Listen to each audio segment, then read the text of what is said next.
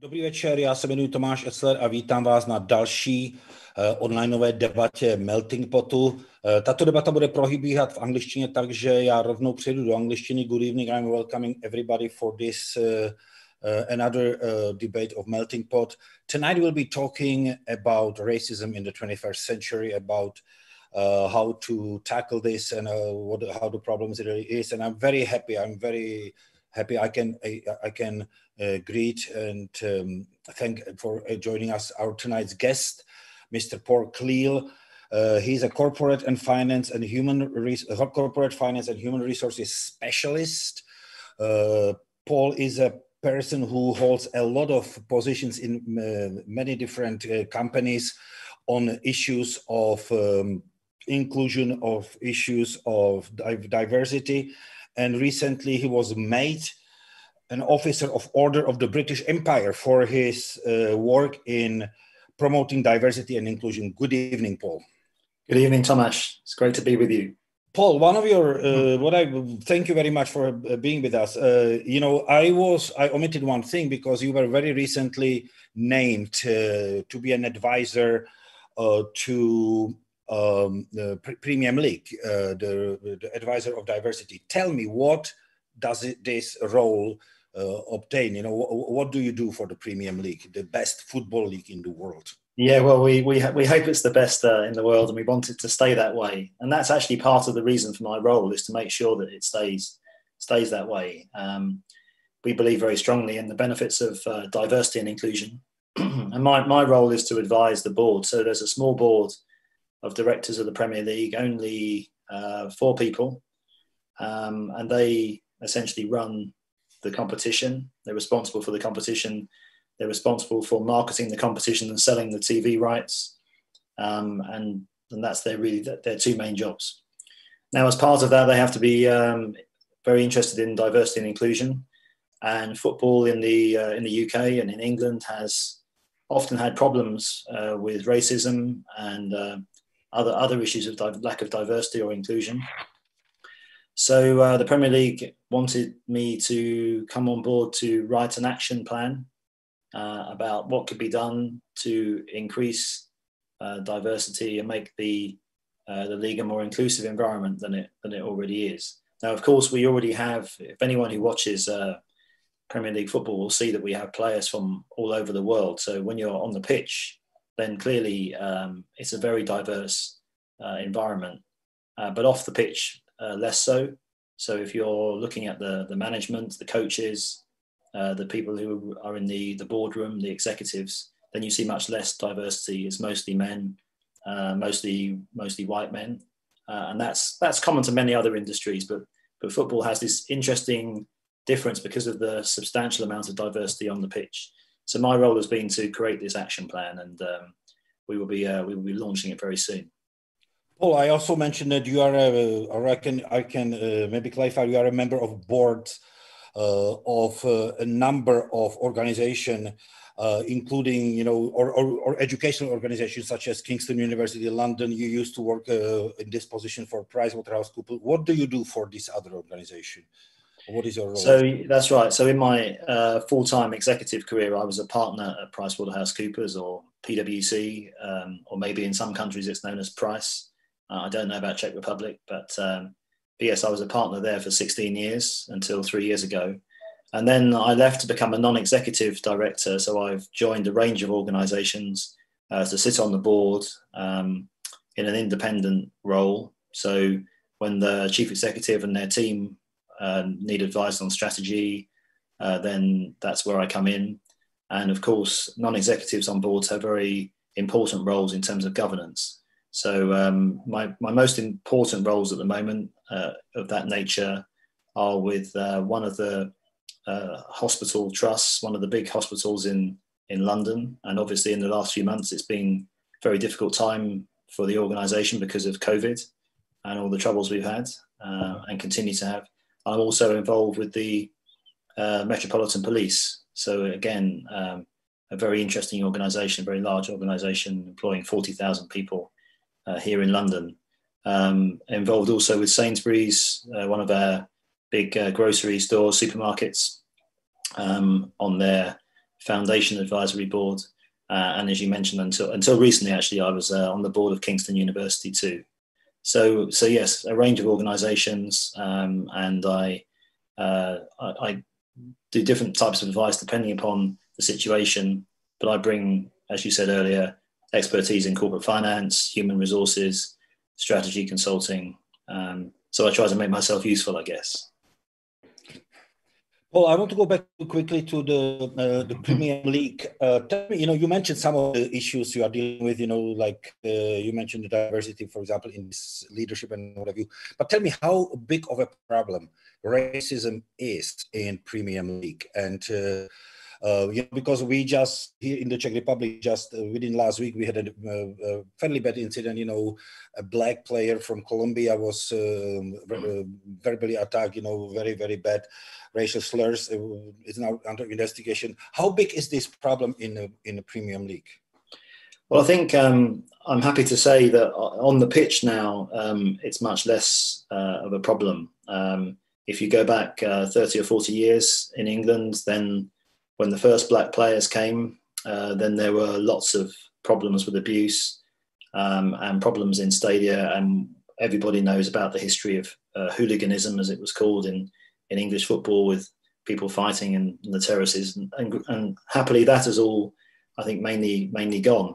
The biggest single issue I think we have now in terms of that sort of racial abuse is really now online. So social media has become a very difficult thing to control. And in the last week in England, we've had at least 6 Premier League players reporting racial abuse. Pretty bad racial abuse received on Instagram, Twitter, those sort of major social media platforms. And it's very hard to combat. So we are working on that with the police and the authorities, also with the big social media companies. But it's a hard thing to crack because people are anonymous. They hide online. It can come from all over the world as well. So it's hard to find people. So that's currently, I think, our most difficult issue. Clearly at the moment, in the UK at least, there are no supporters in the stadium. So we occasionally get problems in stadiums still, but not at the moment because of COVID. And then there's a whole different dimension to racism, if you like, which is more subtle, which relates to the ability of people to get jobs and to be promoted and to be successful in their careers. And that's very different to the abuse problem. But you do find that there is still discrimination in most parts of the labour market in the UK and most other countries. And that means that black people are less likely to get jobs in offices, even firms like my old firm at PricewaterhouseCoopers even. So the same is true in football. So we are embarking on a plan to try and change that and make it easier for people from all backgrounds to progress in their jobs. But I think the thing that most worries people at the moment is definitely problems on social media. Yep. I will get back to you. I want to ask you one more thing about football or about sports in general. Is it a particular problem in the football stance, or do you see it across other sports too, or is football like the worst? And why do you think so or not? Well, maybe it's a different answer in different countries. I think most people in England would say that football has traditionally had the biggest problems. I think there are probably social reasons for that. The UK, England, Britain, whatever you call the different descriptions of it, are all famous for what they call the class system. So wealthy people historically have played rugby, and poorer people have played football.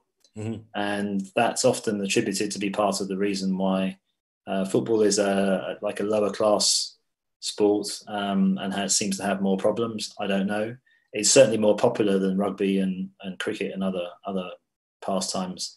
So it's the sport that everyone it follows, and it is quite tribal in the way it operates. So we have developed a culture over many years of real kind of antagonism between local clubs, and sometimes people get too excited, I guess.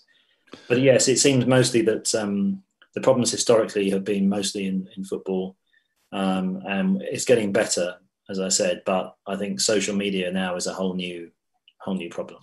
Paul, I want to go look at the broader picture now. I mean, here we are. It's February 2021. We are almost at the end of the first quarter of the 21st century, and here we are. You and I discussing racism. Why is it still such a big issue? How come the humanity did not move any further that football league, that like one of the most respected leagues and organizations in the world, one of the biggest brands in the world, need advisor like you. I mean, why racism remains such a huge problem? Yeah, and it's not just football. It's not just the Premier League. I think there are, across all industries, there are problems of the same type. In terms of the ability of people to progress, inequality, at work. The abuse thing is a different matter. And as I say, I think that we're also seeing on social media in other subjects. So in politics, for example, there's been similar problems with politicians receiving abuse. So that's also quite common. But why does racism still exist? Well, people spent quite a long time, I guess, trying to create it in the first place. It's not a natural thing, I believe, for people to be suspicious of people or think badly of people because they are from a different race. Even the concept of race seems a fairly recent invention, maybe 400 or 500 years ago. I think a lot of people who look at this subject in detail trace this back to the transatlantic slave trade of maybe the 1600s, when somehow this inhuman treatment of other humans, bringing them from Africa to the Caribbean and to the Americas, had to be justified in some way, given that the people were all religious at the time. So they seemed to create this narrative that somehow Black people, Africans, were less human somehow to justify their actions. And I think over many, many years, in order to keep that system going, it's created some very deeply held beliefs. And a lot of this is problems that people have, not in their conscious mind, but sort of much deeper down, reactions that they have, deeply held suspicions and views. And you can't change that quickly. And it's passed on from, children are not born with it, but it's passed on from parents and from other people who the children meet, and it grows again, and then they pass it on. So we have a real challenge of education essentially at its heart. And we have not yet got to grips with that. And I think maybe the reason why we have more challenges, perhaps sometimes historically in places like the US and the UK, is that we have a very diverse society, especially in the big cities. So if you're in New York or Chicago or London, then you are going to see people from all over the world, 200 or more languages spoken. And we are like the title of this program, melting pot. That's what we are. But sometimes it takes a while for people to get used to each other. So we have these problems when we bring people together initially, and then gradually things start to improve. And it's interesting, I think in London, where we have most diversity, we have most acceptance of people from other countries, other races, but it's often in the further out, smaller towns where they have less experience of other people that the suspicion is higher, and they're not used to that contact. Tell me one thing. You've been doing it for years, for decades, perhaps. Do you see any changes? If in society, how society is approaching, the issues of racism and diversity? Do you see any progress? I mean, yes. I mean, getting better. Yeah, I think I see progress in some areas, but some things stay, almost unchanged. So progress, yes. I mean, you see. Well, I guess the existence of Barack Obama was a good example of progress in that respect. It's very difficult to believe that his election would have happened in 1970, for example. I still find it hard to believe it happened in 2008. It was fantastic. I mean, I still remember the day I went to my local coffee shop opposite my office, and the guys who run the coffee shop were Nigerian, so for Africans. And I went to pay for my coffee, and he said, "No, today coffee is free for all Black people." And but it was more than just a free coffee. I mean, I think it was just an incredible thing that Americans voted for Obama, and I think it showed a lot of it showed a very good side to the American people, and maybe since they've not done so well. But 8 years later, Americans voted in Donald Trump, one of the, I think, if not the most racist president in modern history. Yeah, and now they voted him out as well. So I mean, they come from one end to the other. But I do think it's important that it was a very important moment that Obama was made president. I think it changed a lot of people's views. And sometimes you get moments like that push you forward more. But also sometimes when you get moments like that and there's sudden progress for underrepresented people like African Americans, then also at the same time you get resistance because some people don't like it and you get a pushback. And that's I guess where the Trump phenomenon comes from. So Obama's a good example of progress, and I think the sophistication of the mixing of society here in London is another side of the success story. I mean, you can, as I say, 200 languages. There are restaurants from all over the world. People like experimenting with new things. It's a pretty open-minded place, and that's all very good. And I think I've lived in London most of my life. It's definitely got better. But there are some aspects like the difficulties of progressing careers and some of the inequalities that we see in terms of poverty and health outcomes that remain a problem. And we've seen that very much with COVID because it has shown that the outcomes for Black and Asian people have been much worse than for white people for reasons that are not still very well understood. Did you see any spike, any reversal of this kind of a progress, what you were mentioning after the election of Donald Trump? Because yes, United States is only one of the many countries in the world. However, culturally and politically it's still, I believe, the most influential country in the world. And I think the election of Donald Trump, his rhetorics, encourage this sort of behavior. Look at the GOP. Look at the Republican Party today. I mean, it's just a clan.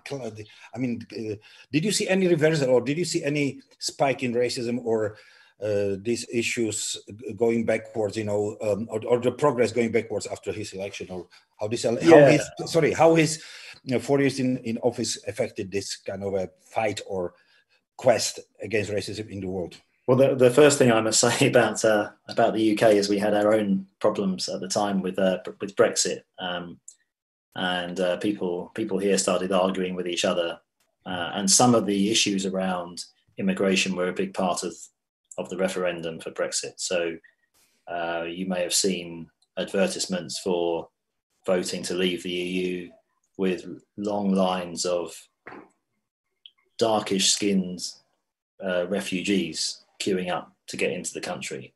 So there were some very loaded messages with racist connotations around the Brexit vote.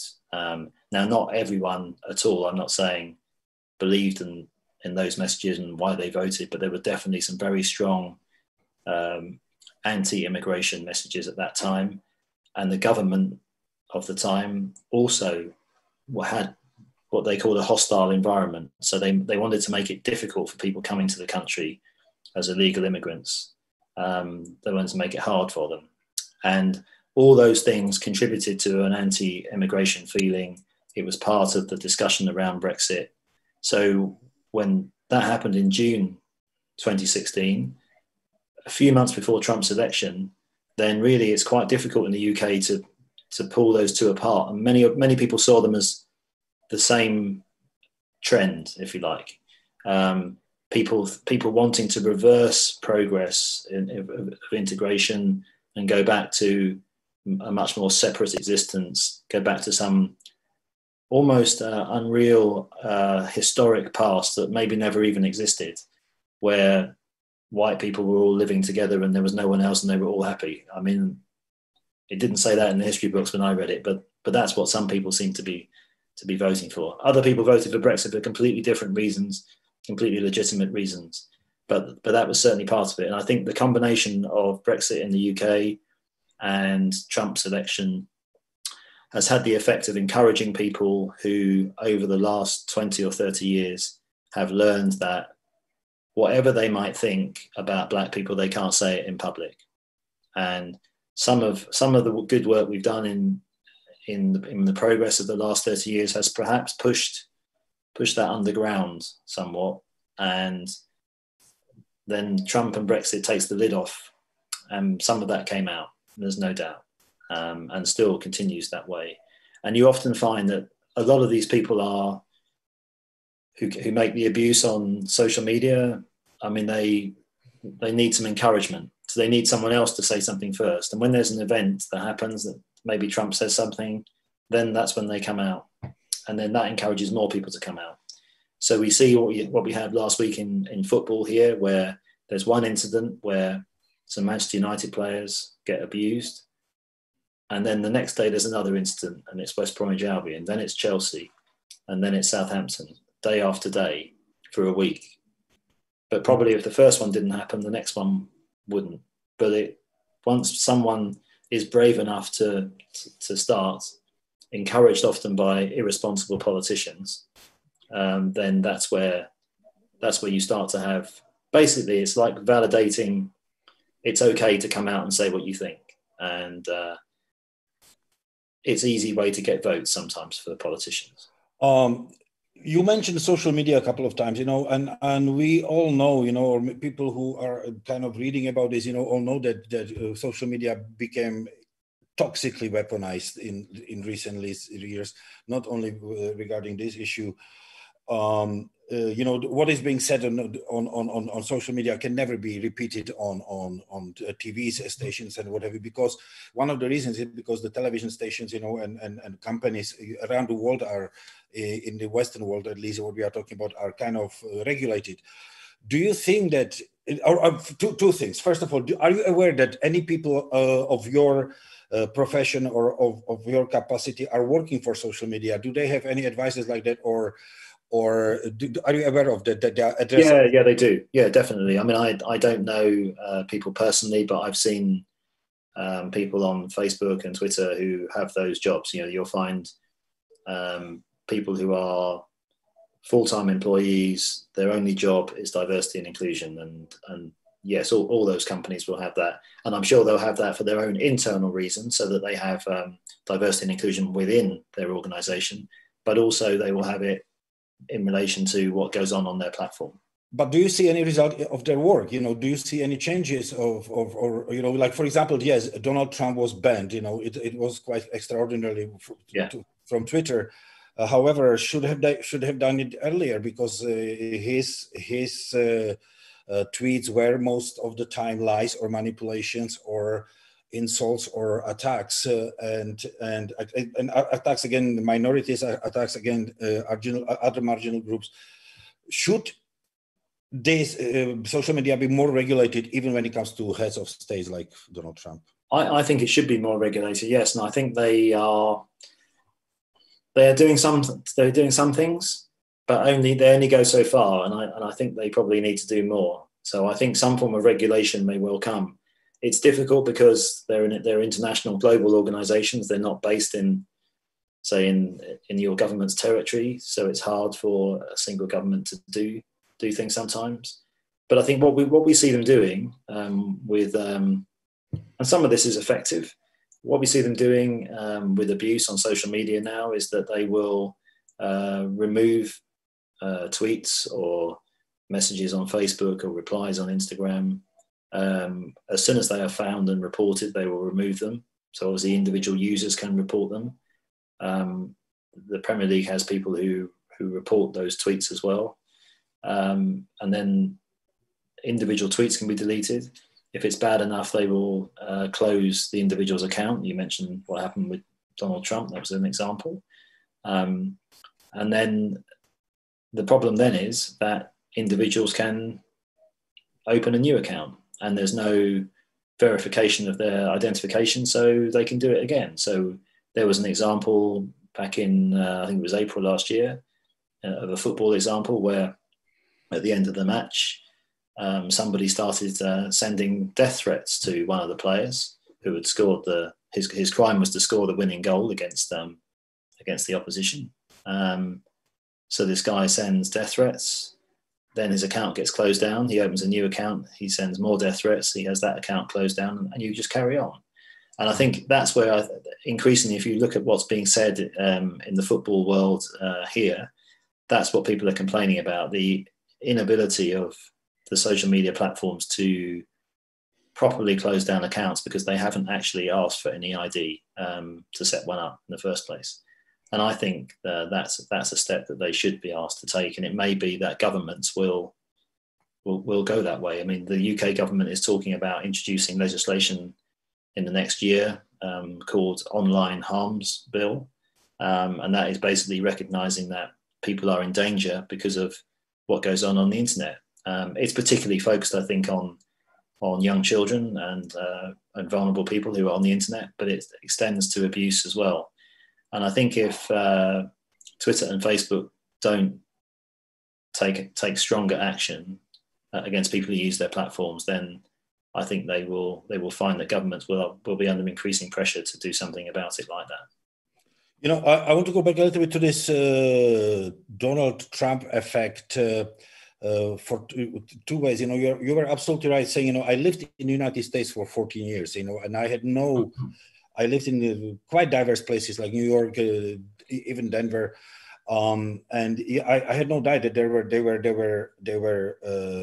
there was persisting racism in the United States. I lived in Atlanta for God's sakes, for a long time, but it seems to me that I was actually surprised how many actually racist, you know, people came out as racist, blatantly racist after Trump was elected, you know, including the, you know, we have never had so many, for example, police incidents against race, against people of color in the United States as during Trump era, you know, and it continues. I don't know if you saw this horrifying news about this 9-year-old girl, yes. In Rochester, New York.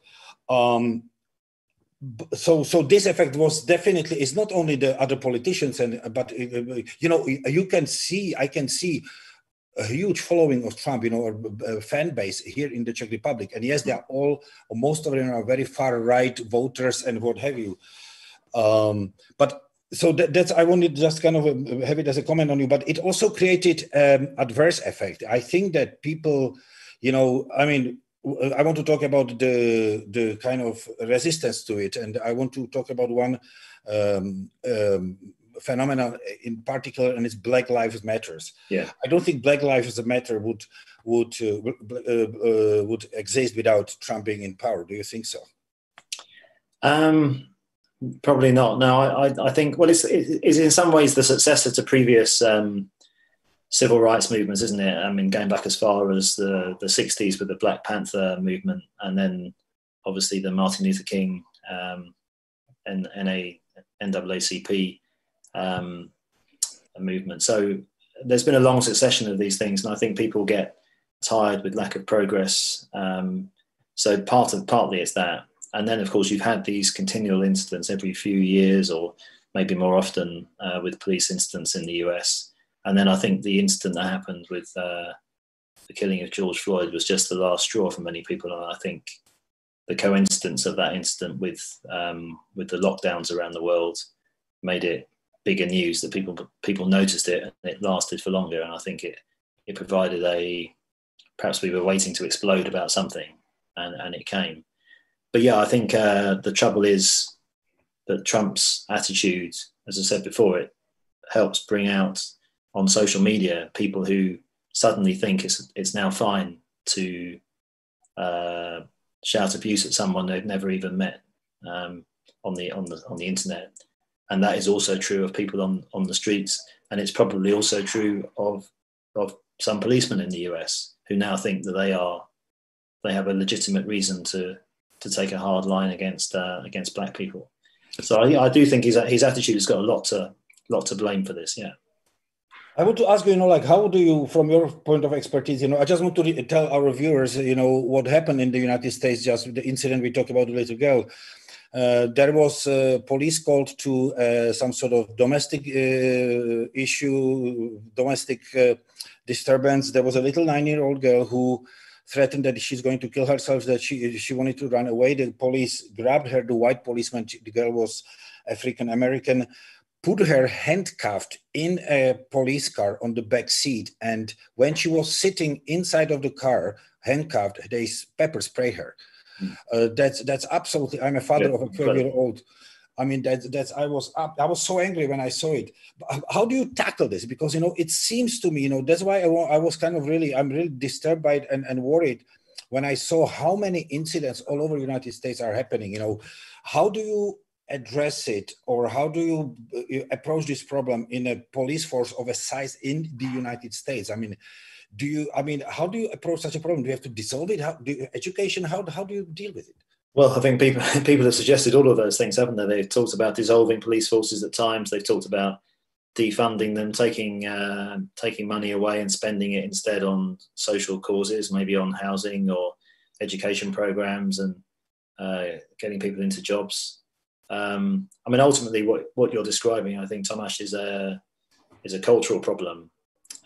So I guess, I don't know too much about the police in the US in terms of the structure, but I guess like it is in the UK, we have 43 police forces in the UK.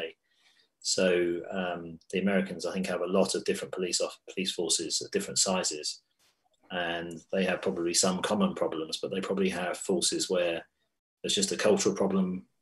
Most of these things come back in organizations to leadership. If the leader is not sending out the right messages, imagine if the police commissioner in a city in the US is sympathetic to Trump and behaves in some of the same ways, then that's going to filter down, to the officers on the street, and it turns it into a war. And we often in English, I don't know in your language what it's like, but in English we sometimes refer to the police as the police force, where you have a force hitting something, and sometimes we call it police service, where it's there to serve people. And I think over the years, people have tried to move towards the notion of a police service, where we're here to reflect the citizens and protect them. And as they used to say, the police are the people and the people are the police. They're the same.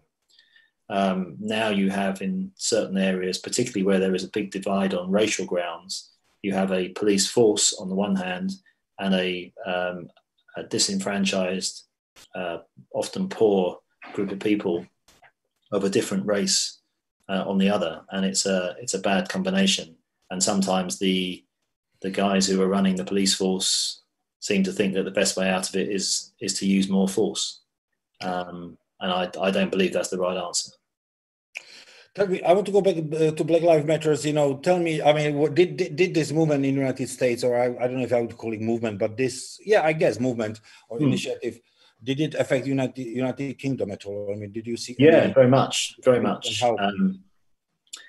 So, it was very, very impactful here. I think we have had problems in the past, sometimes from time to time, with outbreaks of riots in some of our cities, including London, often around Black communities. So in my lifetime, I remember 1981, 1985, we had, usually in the summer, it gets hot, people get frustrated and they're out on the streets, and there'll be an incident, maybe someone's killed by a police officer, and then there's an explosion.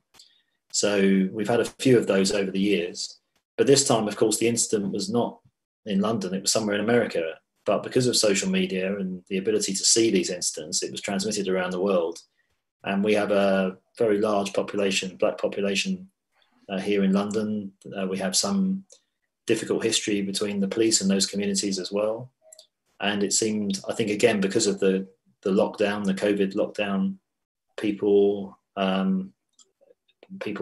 felt very strongly about it in particular, and it stayed in the news longer, and people took to the streets. And in the middle of the COVID lockdown, when no one was supposed to go out on the streets at all of a sudden you have thousands and thousands of people in the centre of London and in other towns and cities around the country peacefully protesting about the killing of George Floyd, but also about what they perceive as much more deep systemic problems about racism in society, that means that people don't get fairness in their day-to-day outcomes. So yeah, it's had a very, very strong effect. And in all the organizations that I've been working in, we have had, sometimes for the first time, conversations about what it's like to work in those organizations. So people who are very, very low down in our hospital, telling the boss, telling the director of the hospital, what their day-to-day is like, and sometimes how they get bullied by their manager. Sometimes they get abuse at work, sometimes from patients when they're trying to save their lives even. And all this has come out, and people have been very emotional about it. And a lot of organizations have decided that now they need to do something different, and they need to change the way the leadership of the organization is. You mean this year? I mean the last year? In the last few months. And you credit Black Lives Matter movement for this? Definitely, yes. I mean, there's been a big change. I mean, lots of organizations here in the UK have made statements about doing things differently. My old organization, PricewaterhouseCoopers, has made statements. It's giving money to Black charitable organizations who are making a difference in communities. The hospital I work in has a plan to change the way people experience being employees of the hospital. The police have a plan to hire many more Black and Asian officers so that they better reflect the population of London. And many companies, even some of the investment companies, so legal in general, have announced they will start to vote against the chairman and chief executive of companies if they have if they only have white people on their board. So there's lots of changes, and some of it was happening anyway, but it's really, really sped up. It's very interesting what you are saying. I never really looked at it, and I did not, study that impact you are talking about. The Black Lives Matters have, because I remember there are a number of conferences every year on racism. I remember I was a producer of one of the biggest conferences on racism. I believe it was in 2000 in Durban in South Africa. And but then it takes the street, it takes the people, it takes the grassroots movements to actually bring some change you are discussing or you are talking about. Absolutely. So what's happened is that, I guess sometime in June, there were protests on the streets of London. I remember, it was incredible. Just when literally we were told to stay at home and no one could go out for any reason other than just for a walk for an hour or so. And people just turned up in London, and it wasn't an organized protest really. It was more just people turning up spontaneously to protest.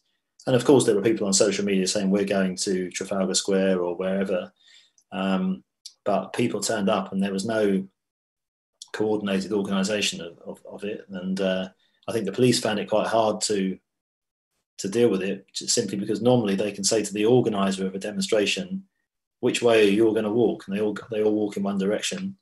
But there was no such rules this time, and people just wanted to protest. So then after a couple of weeks of protests, that was then translated into in organisations I work with, into the office, where people wanted to have those conversations, and that's then led to plans for change. And the Premier League was already doing some of that, and I've been involved with them a bit for the last 3 years in some of these equality and diversity and inclusion issues. But I think the existence of the Black Lives Matter movement, and of course the very visible action that the players have taken in the Premier League, where they take the knee before every match and they have Black Lives Matters on the shirts last summer, gave it a lot more publicity, and it really created momentum, and people have really been insistent that this time things must change. So yeah, it's had a big difference here. But Black Lives Matters, it's funny because the Czech Republic, we have a very marginal, very small Black population. We have other racial issues here though, but I don't want to go into them because it's a different topic. But what I wanted to ask is, this Black Lives Matters, how do you think, because it also created a lot of negative, how do you say, backlash? You know what I mean? People, you know, on the other side, you know, like white people or people of other races got very emotional and very verbal, even in the Czech Republic, who we don't face any problem of this. You know, of course, yes, we do have racial attacks and very severe occasionally, but we don't have nowhere near percentually black population of, for example, UK or United States or any other country. Why do you think so many other politicians jump on that opportunity and start criticizing it, even in countries like the Czech Republic? I mean, well, certainly here, people did start. There was a backlash quite quickly. Even the first Black Lives Matter protest was on a Saturday, and on the following Saturday there were protests from the far right against it. Also, you may have seen there were a couple of incidents where statues were attacked. Yes, so that was massive. The statue in Bristol was pulled down and thrown into the water. Yes. And then you had, and some of them were. There was a statue of Winston Churchill here in Prague was vandalized. Yeah, so we had a lot of statues vandalized, and then that led to people turning up in the middle of London to protect statues. So you had this going on as well. So it was a bizarre period of time. But the backlash started straight away, and even now, I guess the controversy of Black Lives Matter has been about, in America, there being supposedly a Marxist organization that wants to remove funding from the police.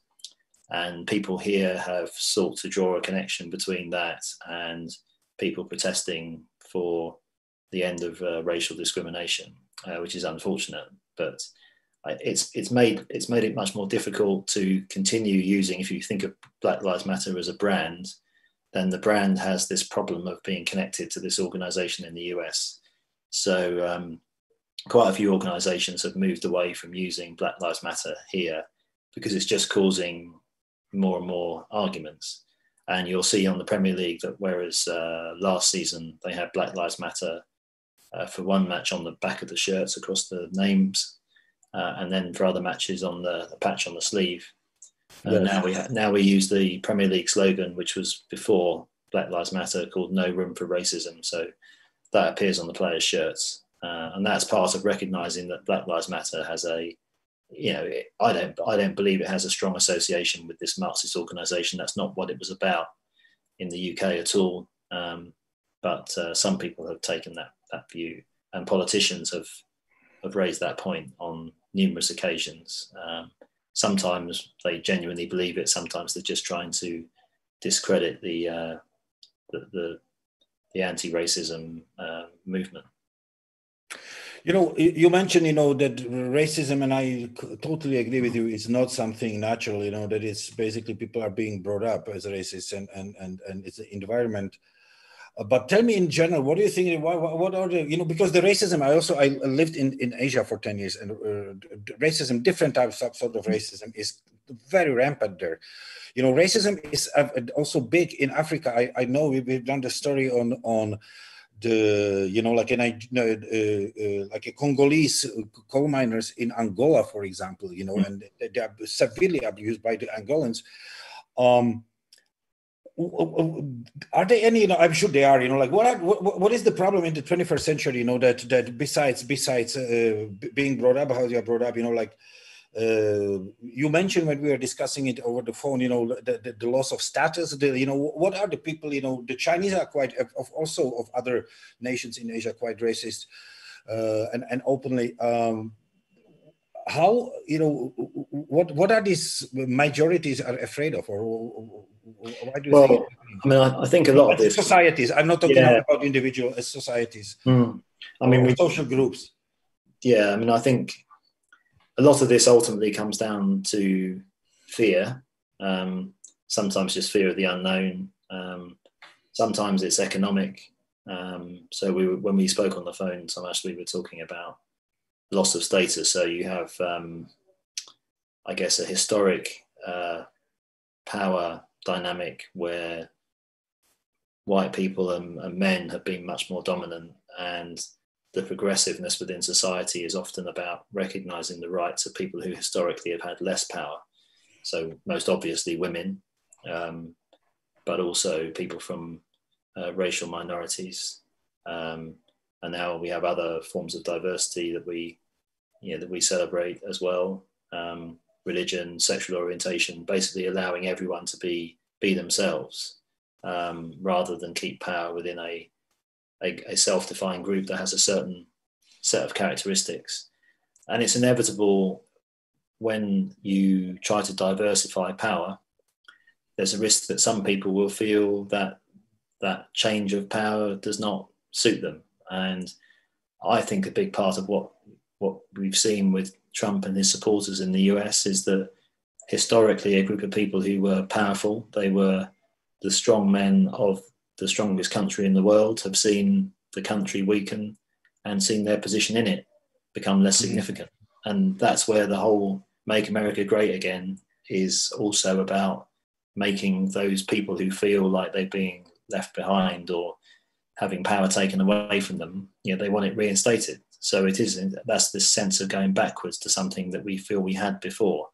And I think that's that loss of status and the wish to reclaim it is part of what you hear with the Trump supporters and part of what you hear with some of the people who supported Brexit in the UK, some, but not all.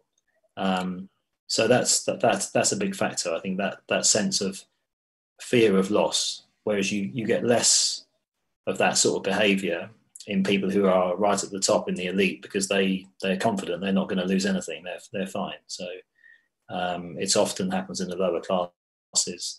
You mentioned a couple of African examples. I remember fairly recently when I was working in Africa, I was living in Nigeria, and my Nigerian colleagues stopped going to South Africa because they were so worried about being attacked in Johannesburg by Black South Africans. I mean, so this does happen.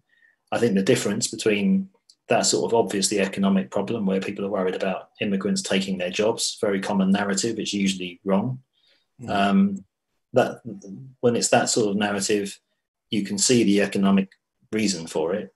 But a lot of this is different. When it's two African groups fighting between each other over resources or a civil war, that's one thing. The race issue between Europeans and Africans goes back, as I say, 400 or 500 years and has a lot of history behind it, and very one way in the way that the power balance has been. So I think you have to see the history behind these conflicts. I want to also tell one a quick story. One of the first times I really came up with, in confrontation, what a big issue racism is in the United States is, when I was a producer back in Atlanta for CNN, there is a gentleman in the United States. He is the antique dealer, and he started to collect, in the South. He's from Atlanta. He started to collect photographs and postcards. I had no idea this is existing. Postcards of lynching. And he collected like 82 over the years. And then he created an exhibition of it and called it Without Sanctuary. The exhibition was very successful in New York, then it was very successful in Pittsburgh. And when they wanted to do it in Atlanta, everybody in Atlanta freaked out, And, and meanwhile, Atlanta calls itself, a new South, not racist South. And they were these massive discussions in it. Well, now we first have to have a exhibition about the slavery. And then I was thinking, they treated it like a hot potato. At the end, it landed in Martin Luther King's museum, which makes absolute sense. But still, I was kind of absolutely shocked how this is, that was 2000, 2001. Now we discussed Obama, we discussed Trump. Now we have Biden. Biden has the most diverse government in U.S. history. What I would say. Kamala Harris, yes. Kamala Harris, but also if you look at his cabinet, there are different nationalities, or people of different origins. Will it be possible to reverse the damage, or because the problem in the United States is far from over from inauguration? This is. I mean, the society is deeply divided on racial issues. But do you think this administration, even if it lasts for 8 years, can somehow in the United States and globally? Help your causes, or reverse that trend Trump started?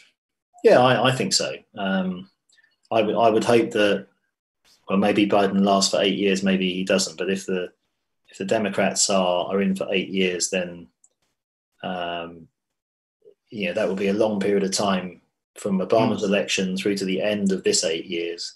We'll have had 16 out of 20 years that have been progressive, and I think that would be a good thing, and it'd be an opportunity for progress. And one of the things about all this is that, at least, okay, I'm an optimist, I know, but one of the things that keeps me going is that we do make progress. Sometimes we go backwards for a period of time, but generally speaking, we make progress. I mean, you asked about changes. There have been lots of good changes. Technology is one of them. We've been talking about social media and how evil it can be, but here are we talking in different countries about all these issues globally because of social media and the technology we have. So I think that progress will continue, and people are fighting a losing battle if they're trying to turn it back. We had a long time ago here, maybe more than 1,000 years ago, there was a king in this country who called Canute, and he sat on the beach one day and he tried to tell the sea to stop coming into the beach, and of course the sea just came in and he got wet. And that became a legend, but in some cases that's true. You can't change some of these global forces. People are intermixing now. There are lots of people now. When I was a child, I was quite unusual. I had a white British mother and a black African father. I was quite unusual. Now there's lots of people like me, and there's no turning back from that. And there's no turning back from the mixing of cultures that we now have and the benefits that's brought. And I think people are very proud, rightly, of a lot of the progress that society has made. But I think that in some ways is why when an event like George Floyd's death happens, it inspires us to defend what we have and to keep going. And you can't give up now. You have to keep going. And I think that's what happens. And then you get the pushback, the backlash as well. So I think what those events do is that they raise the stakes, and both sides continue the struggle. And it is like a struggle on a daily basis sometimes. But you are an optimist. Yeah. Can you define your optimism a little bit? Can you, how do you, let's say we will have this discussion in 10 years or 15 years again. Do you think anything is going to change, or where do you see the progress can be made? Well, I think the progress can be made in education and understanding. And I mean, in my experience, there are always some people who will not change their minds, but people do. I mean, people learn, and they have very different views because they meet certain individuals. They have a different experience to what they expected, and gradually, as that mixing happens, you get more understanding. I think in our country here, particularly in London, we are close to, I think, 45% of the London population, so nearly half, is of African, Asian, or other non-white minorities. And in fact, the white British population of London is now much less than 50%. So we are mixing every day more. And I think there are problems as a result of that mixing, but I think there are benefits as well. And I think the benefits are increasing faster than the problems. But every now and again, we have these events that we have to challenge us. I see it very well. I think you're absolutely spot on, because I see it. Like my daughter and my son, they go in school in Zurich, and it's a very diverse school. I mean, you have different races, nationalities, and for them, race is not an issue whatsoever. Absolutely not. And so I do believe that this is education, and this inclusion is one of the ways forward. And I think, just to go back to your example of the lynchings, I can understand. Well, you can understand the sensitivity of the pictures and how distressing they would be, but also sometimes you have to give some context around them. And as you say, maybe the Martin Luther King Museum is a good example of it gives you the wider context. And one of the things we've been talking about a lot in relation to the statues, the argument has been, this is a statue of a slave trader, someone who made all their money out of slaves from Africa. And the one in Bristol was one of those, Edward Colston. What should we now do with that statue is the question we have. And some people have said we should pull the statue down and throw it into the water. Other people have said we should keep it because it's part of our history. And other people again have said we should keep it, but we should put some additional context around it so that people understand how bad he was and why he did it, so that we don't forget. Because if we throw it in the water, maybe we forget. So that debate about what to do about statues, I think, really shows the different views that people have about we should be proud of our history on one end, or we should throw it away on the other, or maybe we keep it and we make sure we all understand it through education. And what is the answer? What is the answer to that? I believe in the middle option, that we should keep the statues generally, and put some context around them. So someone was suggesting that the statue should stay, but instead of just being a statue of one man, it should have a boat built around it with African slaves, looking up at Colston, for example. So lots of ideas, but I think it's important that the statue does not send the message that we are celebrating this man because he did bad things.